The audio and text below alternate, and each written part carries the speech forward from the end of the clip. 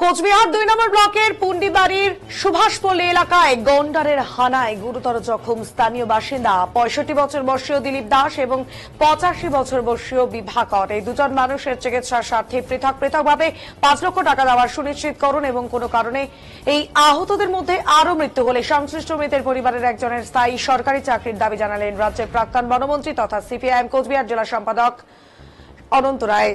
শুক্রবার দুপুরে ঘটনাস্থল পরিদর্শনের পাশাপাশি স্থানীয় বাসিন্দাদের সাথে কথা বলে এবং পরবর্তীতে কোচবিহার শহরের দুটি বেসরকারি হাসপাতালে গিয়ে চিকিৎসাধীন দুজনের শারীরিক পরিস্থিতির খোঁজ খবর নেওয়া এবং আক্রান্তদের পরিবারের সদস্যদের সাথে কথা বলেন অনন্ত রায়।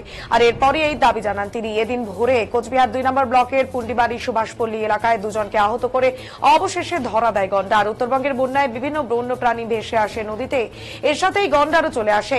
শুক্রবার সকালে পুন্ডিবাড়ি এলাকায় গন্ডার দেখতে পান এলাকার মানুষ। গন্ডারের হামলায় আহত হন এই দুজন। বর্তমানে এই দুজনেই কোচবিহারের দুটি বেসরকারি হাসপাতালে চিকিৎসাধীন রয়েছেন।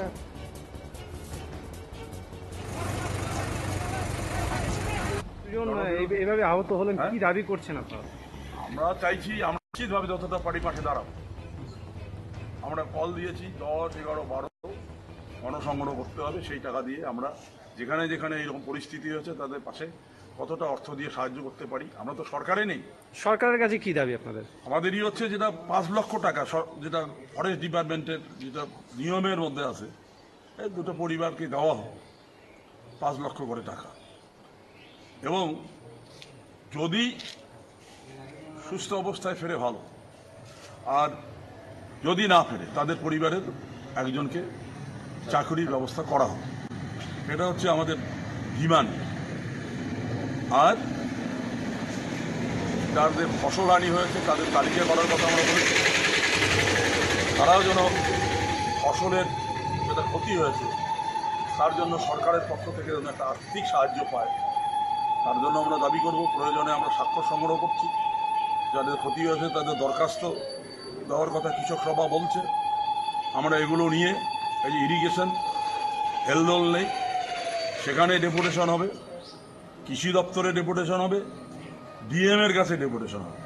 লড়াইয়ের মধ্য দিয়ে এরা এই যে দায়িত্ব পালনে ব্যর্থ, মানে ঘুমোচ্ছেন, ঘুম রোগে আক্রান্ত, ডিএম থেকে শুরু করে প্রশাসনের যারা, আমরা মানুষকে সঙ্গে নিয়েই এদের বিরুদ্ধে লড়াই সংগঠিত করব এবং মানুষ উপলব্ধি করবে এদের দ্বারা সরকার পরিচালনা করা সম্ভব নয়। এরা দুর্নীতিগ্রস্ত, কৃষক ফসলের দাম পাবে না, বেকার চাকরি পাবে না। সবটা মিলিয়ে সময়ের অপেক্ষা। 2026 মানুষ হিসেব করে গুনে গুনে এর জবাব দেবে। এইভাবে আহত হলেন, কি মাটাকে ফেলে নিয়ে গেছি তো বুঝে বসিয়ে খাবার জ্ঞান বেশি ওরা কাছে আগা আগাও বলুন না।